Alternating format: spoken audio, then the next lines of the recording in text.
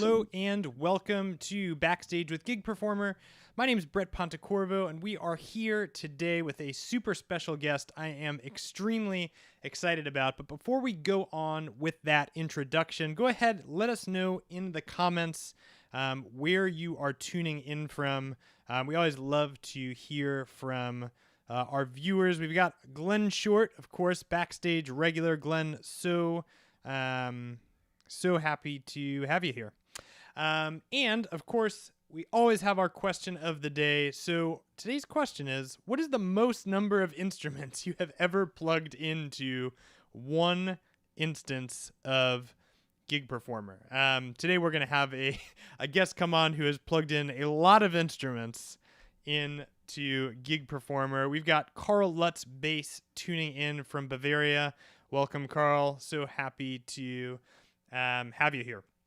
All right. Well, today's special guest is Ronald Wassink, who is a whole host of hat wearings for a drum and bugle corp called Jong Jubal. And if you follow anything around this area of performance, you will know that they recently won the European Drum Corps Championship, which is a massive accomplishment.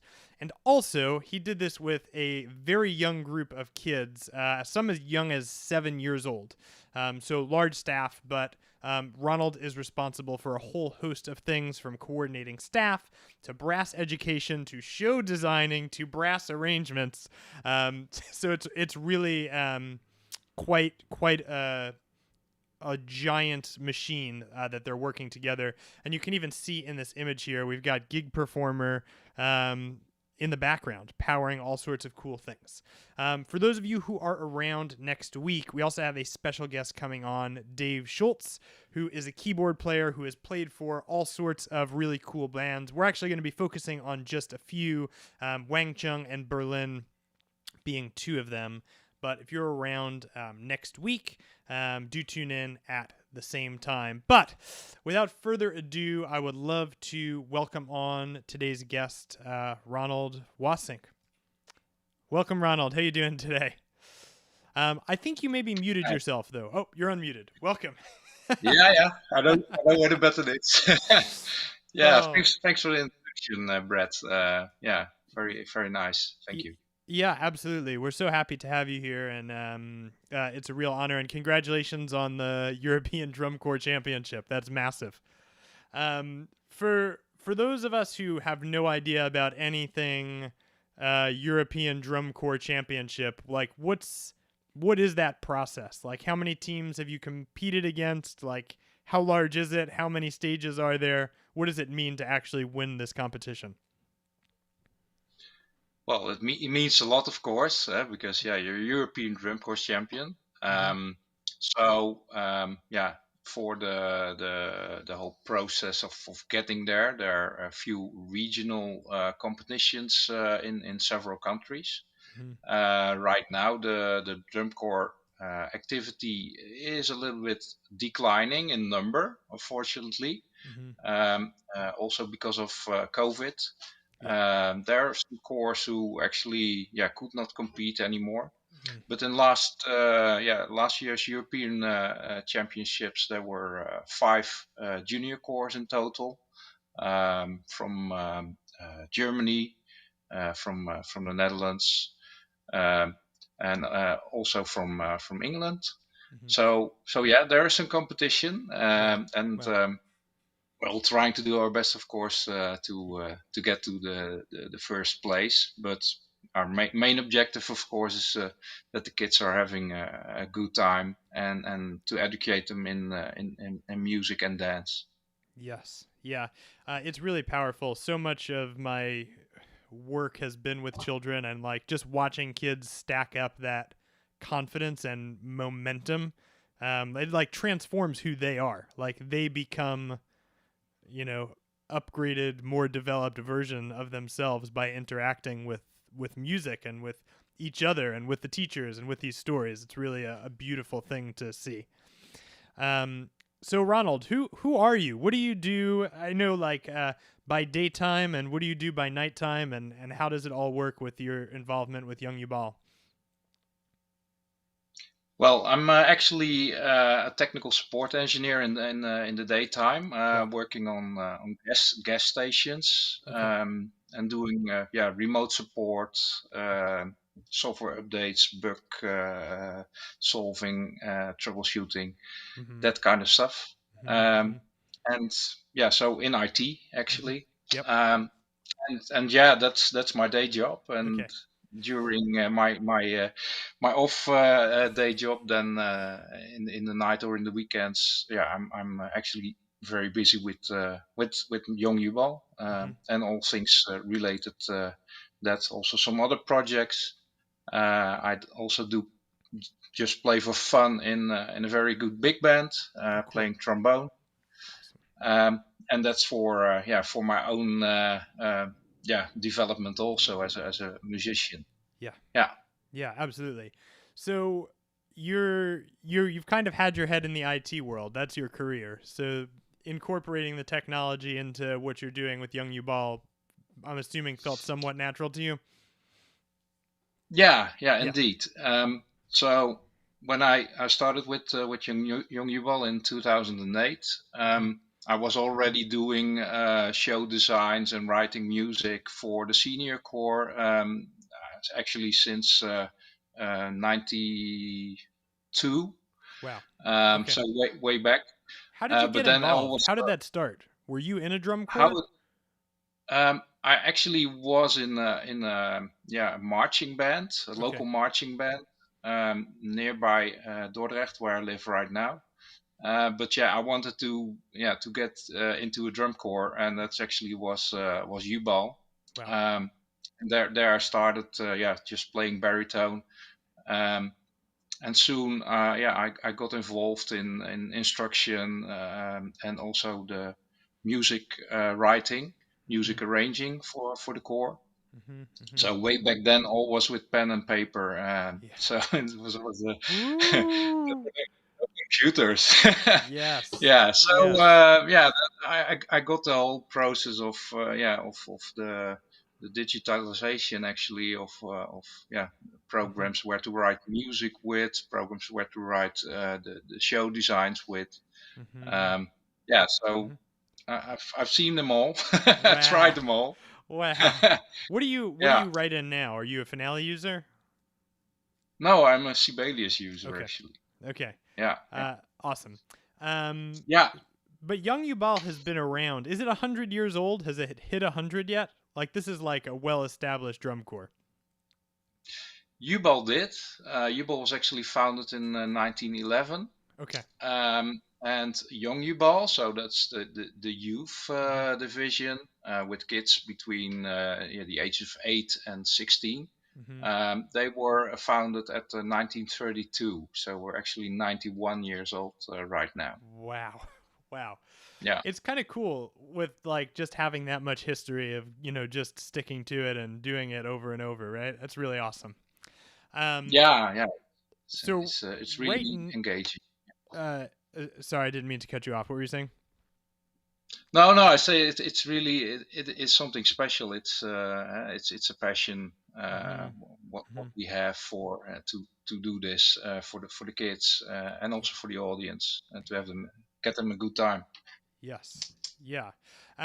So right now, how large would you say the drum corps is in total? Like how many kids are coming through this program in a given year? So right now we're with about 50 Mhm. kids, Mhm. which we're having. We actually are growing again. We had of course a period when COVID was. Then we were in lockdowns, and Mhm. we could not do any um, how do you say it, and any events for getting new members there.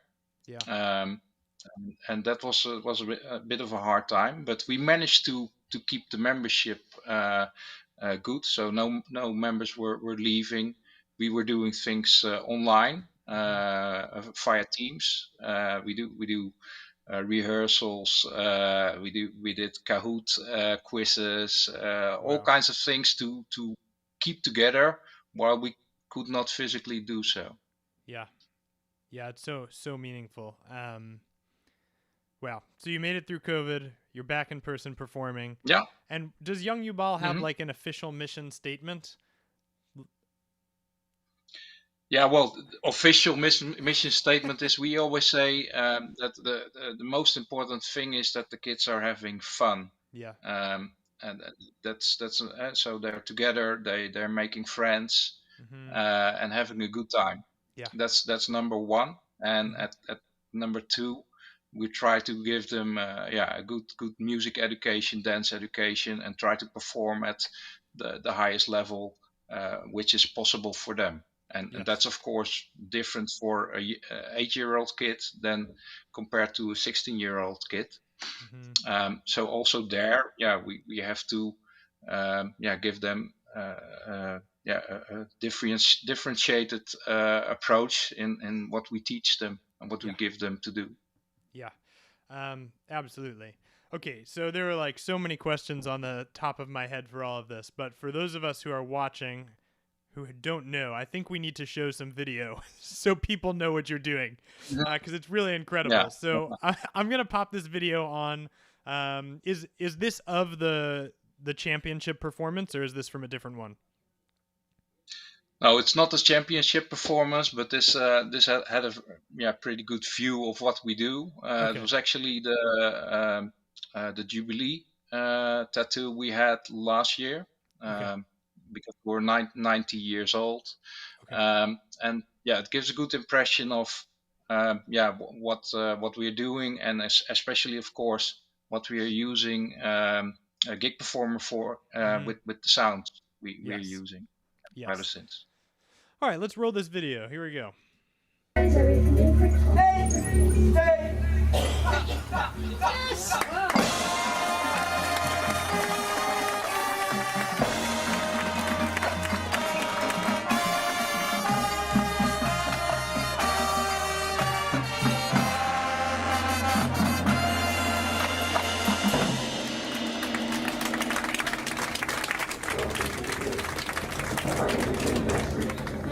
You want to get out. Try to beat me in the next levels.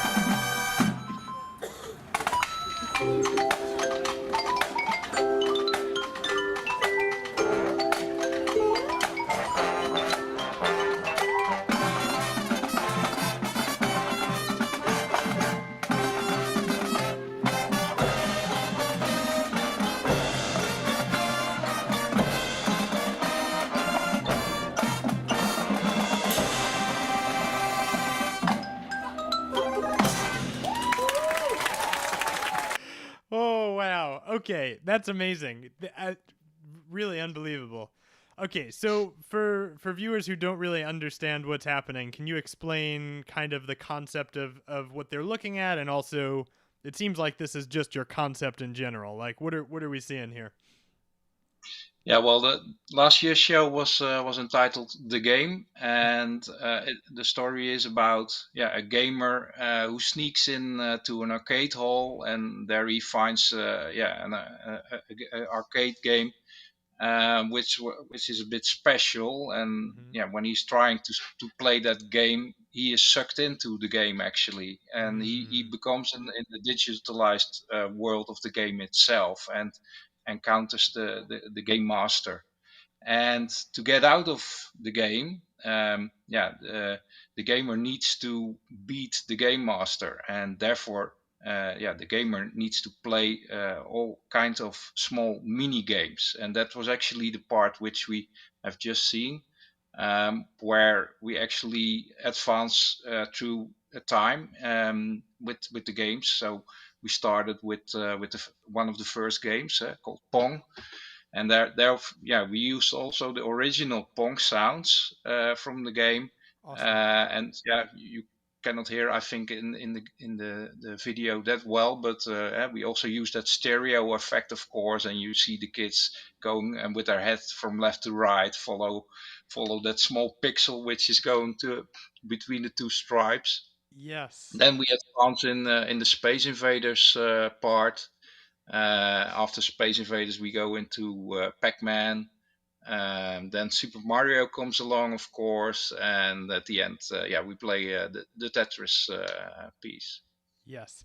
So is this like typical of drum corps performance where there's like a story embedded in what's happening, or is this very specific to the way you guys dream up what is possible?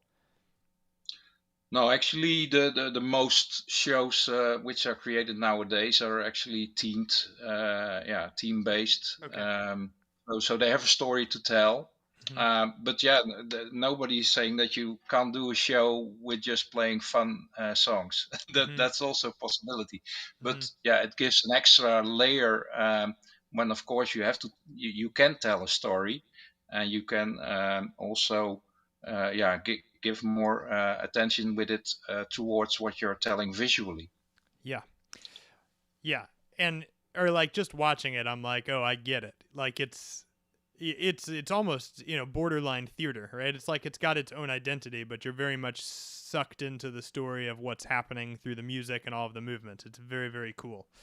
Yeah, it's a bit of a musical on a football field.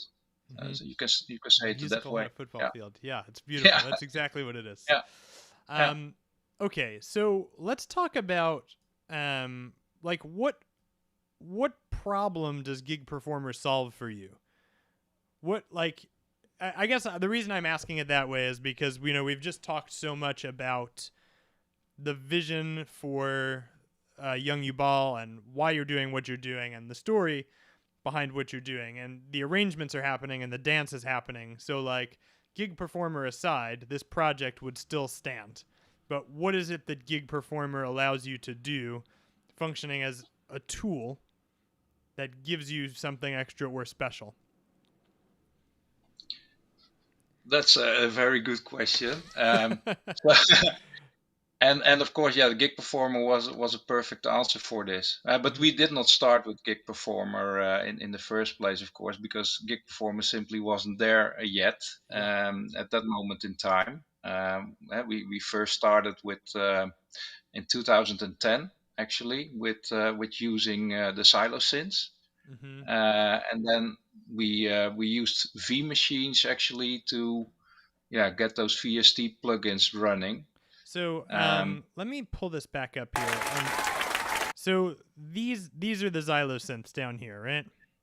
Yeah, which you see in front, behind our faces a bit. But yeah, there are three of them at that moment in time, Mm-hmm. indeed, and we have a keyboard player also in the middle of the screen. Gotcha, Yeah. gotcha. So the xylosynth, you started with the xylosynth, and what was the first iteration? It was just like a MIDI router. Is that that what you were using? Or but like your first in 2010, you found this MIDI device, and what were you Yeah. running it into? So we're running it into a V machine, Okay. and a V machine is a standalone VST host Mm-hmm. player actually, Mm-hmm. and we had 4 xylosynths at that moment in time, and each xylosynth had its own V machine actually.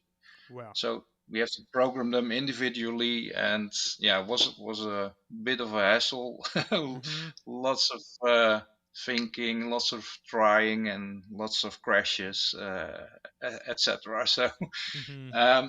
it worked, but it was not perfect Yeah. yet, and therefore we switched over to Forte, Brainspawn Forte. Okay. Yeah. And what was that like? Was that easier at least than the original V machines that you were using? Yeah. It was lots easier because you could make some changes on the fly. With the V machine, that was not possible. You were always programming it on your PC. Mm-hmm. Then you have to load it on a USB stick. You have to put in the USB stick in the V machine and load it Mm-hmm. in the V machine. Mm-hmm. So whenever you wanted something to change, that was a bit of a hassle to do that. And with Mm-hmm. Forte, that became much easier. Um, Mm-hmm. but it was not perfect either. So Uh, what were the struggles of Forte? Like what were you having to run several different computers with Forte? no. Then we switched over to one laptop actually, Okay. and yeah, with using of a MIDI merger. Mm-hmm. We got all the four MIDI cable signals into that MIDI merger and connected via USB to the laptop. Mm-hmm. And Um, with Forte, we could get those, let them play the sound all at once. Yeah. mm-hmm, mm-hmm. And did you find like I there was a period of time where I was using a MIDI merger and it was a hot mess. Like it was it was hard to use. It wasn't easy for me. Did uh you have an issue with your MIDI merger or was it fine for you? No, it's working Okay. good. It's from M Audio, Okay. and we're using it actually. Yeah, Still. I think Okay. since 2015. Yeah. Okay.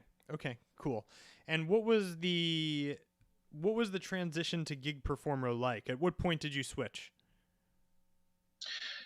We switched in 2018, 5 years ago. Yeah. Okay. We were really having issues with Forte, and also their support ended. Mm-hmm. So I needed to find something else, and then I ran into to Gig Performer, What and issues were you having? lots of crashes actually. Okay. Also during performances. So that's not what you want, of course. You want to Yeah. have a stable VST host running, Yeah. Yeah. especially when you do a live or a contest or a live performance. Yeah. Yeah. Wow. Okay. So you had a crash at a live performance. What was that like? Were the kids losing their mind? Yeah, Yeah. mostly myself. Mm-hmm. It was really you have to boot up the laptop again and try to get it up and running as soon as possible, of course, and that takes time. And yeah, Man, when it's your but own yeah. rig, it's horrible. But when it's like these Mhm. kids who have just poured their heart and soul into something, I'm like, Yeah, that's it. Yeah, that's really, yeah, gut wrenching. tears in your eyes. Yeah. So you had a crash in a performance, and that was that the like impetus. Then you began to look for some other opportunity or some other solution. Yeah, Okay. really, that was indeed why we were searching for a Mm-hmm. new VST host player. Okay. Um, and then Gig Performer was there, and together with David Jameson, Mm-hmm. the founder and the programmer Mm-hmm. of the Gig Performer software, we were trying to see if Gig Performer was actually suited for the way we are using it, because that's pretty different than I think than other users, at least as far as I know. Yeah. Where you have four or five, Mm. individual people, individual kids playing at the same time into one instance of Gig Performer. Yeah. Um. So how did you find Gig Performer? Was it just a Google search or it Yeah, it was? was Google. Wow. Yeah. Okay. And then you got connected with David. And 2018, were we on version 2 or 3? 2, You're on version 2. I Wow. believe. Or 3. Yeah, Okay. yeah. So Now, you no, so you're on version 2, you connected with David, and I guess the primary problem you have based off of what you've said so far is that you have a lot of players that need individual control of their sounds. Is that correct? yeah, that's correct. They're Okay. switching sounds independently. So it's not one song where you get to the next song, and then you load all the sounds which you're needing for that song. Mm-hmm. That's not how we do it. So Mm-hmm. the Mm-hmm. 4 individuals in the song which you just have shown, yeah, they're progressing towards the MIDI channels. Yeah, we have programmed into it, and those MIDI channels, yeah, determine which sound is being played by which plugin actually. Mm-hmm. Mm-hmm. So, just for people checking out what they're doing here, so um, there's functionality on the MIDI controller on your Xylosynth that changes the individual channels. Yeah, So, correct. do each one of these blocks represent one xylophone player, or how is this working? Yeah, so in the top row, actually, the medium blocks are, yeah, from individual players, Okay. um, and yeah, those now they're 5, but Mm-hmm. actually you see some more medium blocks, yeah, below in Mm-hmm. the middle and in Mm-hmm. the bottom. Those are primarily used for samples, because the sample player, yeah, we're using is actually not having the ability to filter the MIDI channel. So I have to create an extra MIDI in block for that one, and design actually, yeah, get that particular MIDI channel active only for that particular channel. Gotcha. And you do that with the MIDI in block. So the question that I'm having, I'm like, as you're talking, is I'm like, do the kids never have more than 16 sounds? Or Yeah, the 16 is enough. Yeah, yeah, we can. Yeah, all those until now, we still. Yeah, we have enough channels for that. Yeah. okay, okay. Some I'm like, depending on I guess the level of the player, probably switching sounds in and of itself is a bit of is work. It takes the mental choreography of changing your sound also has to be practiced. Um, Yeah, yeah, indeed. Yeah. So they need to know, yeah, at which moment in time, yeah, they need to press the +1 button actually, and mhm, that's the only thing they need to do mhm. to advance them into the next MIDI channel And sound. But do yeah, y- do you also so then you never repeat sounds either? Is that true, or you sometimes do? no, no, just to make it simple for them, the only thing they need to do is to press +1. Gotcha. And whenever there's need for instance, you start on a marimba sound, Hmm. and you do a +1 and you go to a piano, and then I want a marimba sound again, and then I simply, yeah, get MIDI channel 3 also with that same marimba sound. Gotcha. That's Gotcha. the easiest thing to do. Else they need to upshift and downshift, and then it becomes complicated for them also. Yeah, Yes. with kids playing on those, yeah, which are 8 years old. So Right. we have to keep it simple for them. Yes. And you're using looks so you're using sample tank. Is that your primary driver? Is that most of your sounds are in sample tank, or that's not necessarily true? Well, of course, the instruments we are based on is of the orchestral percussion. So the marimba, vibraphone, xylophone, timpanis, and for that one we're using Philharmonic. Yep. Um, and for the sample tank we're using more for the bass guitar or piano sounds. There's Gotcha. sample tank for. Yeah. Gotcha. Um wow. So it's a lot of brain work for you, but you're also the brass arranger. So then, are you also in charge of arranging the xylosynths? Yeah, yeah, indeed, that's something which I already also do. Yeah, yeah, So we have to change your title. You're not just the brass arranger anymore. Brass and yeah. Well, you can just get a got whole. promoted live on YouTube right now. So Okay, great. oh, tell Thank your you. people. Um, Yeah. okay, and then the other thing you're doing is sample triggering, which the process for that's a bit different, right? What are you using for triggering your samples? Yeah, that's done with Sforzando. Okay. And that's a sound font player.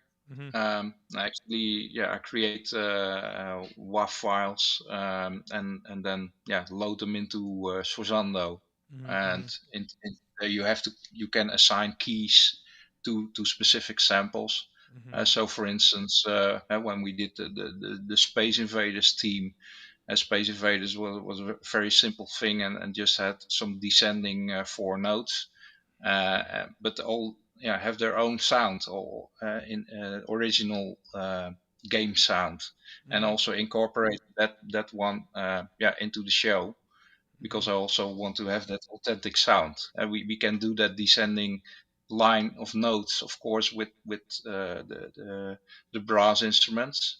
Mm-hmm. But it's of course nice to have also a feeling with the original sounds. Yes. Yeah, absolutely. Yeah, sampling is powerful, right? Like, you hear a sound and it can take you to a whole different place, right? Like if you played any of these video games, if you heard a close sound, you might think it kind of sounds like that, but when you hear the sound, right? Yeah, It's indeed, that triggers something. it's like something comes alive in you. If you've spent a lot of time playing on any of these games before. Okay, so that's Yeah, indeed. coming through Sforzando. And then I guess the like burning question that I have in my head now is like, how do people hear these sounds? Because you're playing over a brass band. Mm-hmm. So what? Yeah, yeah. So What are you doing for that?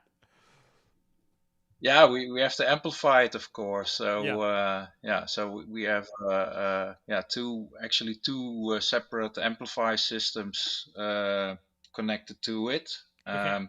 Also in case for backup. Hmm. Um, and that's something we are using. So sorry about that.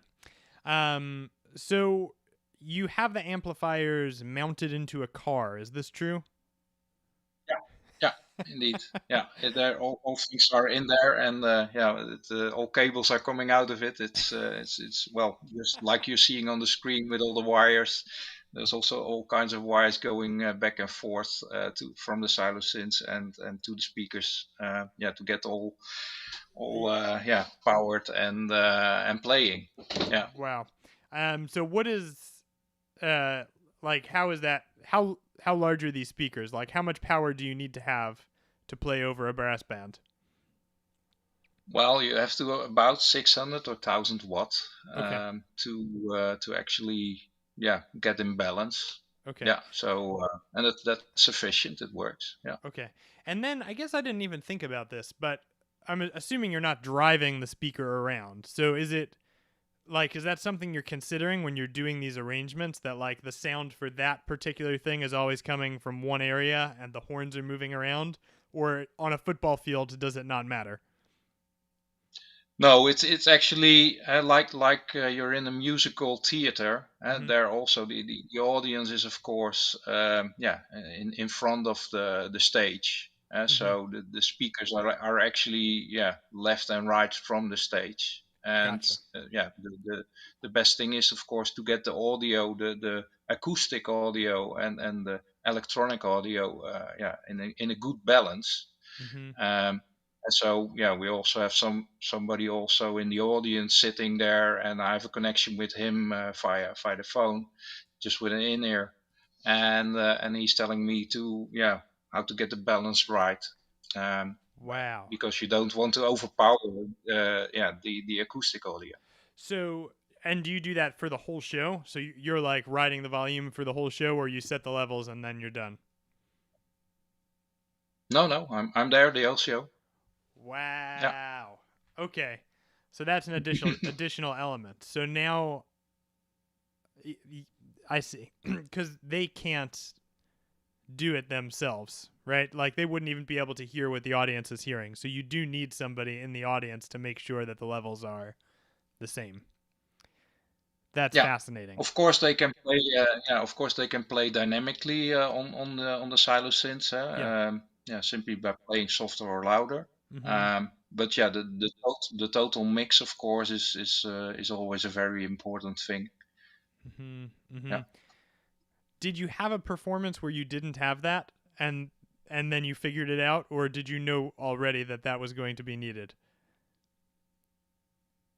Yeah, well, it's logical, because you're doing it also when you're practicing, Gotcha. and then you got to stand back and listen out on how the total sound is, and then you also, because each plugin which is there you also can set in the audio level or output of that particular instrument even. Mm-hmm. So I also got two audio mixers there, but those are primarily for the samples. Yep. Um, but all the other sounds are actually set up in the plugin itself. Mm-hmm. Mm-hmm. Wild. Wild. Yep, that makes a ton of sense. So it's happening in rehearsal, you get your levels balanced, and during performance you're just making sure everything sits exactly correct. Yeah, Um yeah. Then total balance, yes. wow. Amazing. So, friends who are watching in right now, if we have any questions for Ronald, go ahead and pop them in the comments. We'd love to be able to um, answer those while we're live. So, the award-winning show was this game show that we saw a snippet of. This is what you took to the European Drum Corps. Is that correct? Yeah, yeah, indeed. So, can you tell us a little bit about the myth of El Dorado? uh, Yeah, well, that's actually yeah, some hot news, yeah, because awesome. yeah, with Jong Jubal, we're always doing a show team for 2 years. Because yeah, it takes lots of time actually to develop it, Mm-hmm. and to study it, to rehearse it, to Mm-hmm. practice it. Um, and then yeah, when that 2 years are over, then we start with a new one. Mm-hmm. Actually, development starts already earlier, of course. Mm-hmm. But yeah, the next year's show will be Young Evil and the Myth of El Dorado. So Nice. you see in the letters, they're a bit Indiana Jones like. So Yes. yeah, we're actually trying to find the lost city of El Dorado, and yeah, walking in the jungle, all kind of dangers, lots of Cool. drumming, of course. Yeah, so yeah, that's pretty exciting. Looking forward to that one. Wow. Have you started writing music for this yet? Yeah, already busy with that. Yeah, Wow. Okay. so W- what sounds are you running on Gig Performer for this one? Like, what are the Xylo synths playing? Do you have a new palette to match Indiana Jones?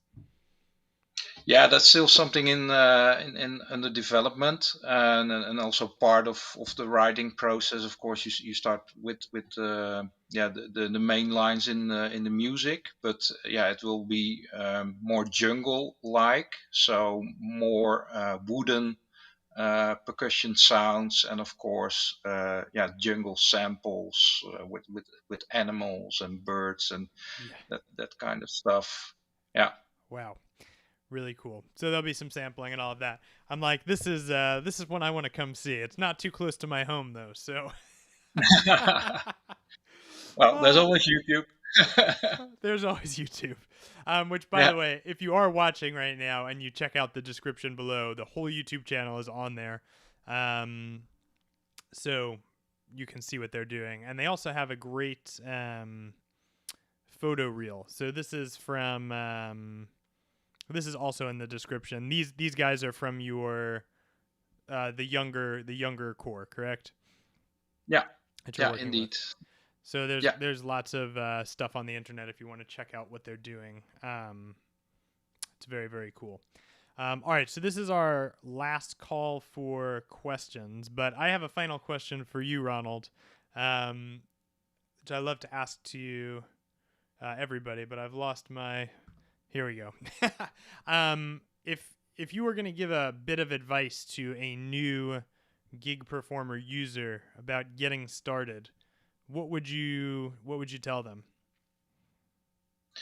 Well, I found it very intuitive, Mm-hmm. and that was, yeah, where I immediately fell in love with, actually, because it was so simple. You just have to set your MIDI in block, and then get a plugin connected with the wiring, and it makes it all, yeah, very simple. And the way I use it, um, is probably not even related to how other people are using it, maybe in a very technical way. And what I wanted to say with it is, actually, you don't have to be a computer engineer to get it up and running.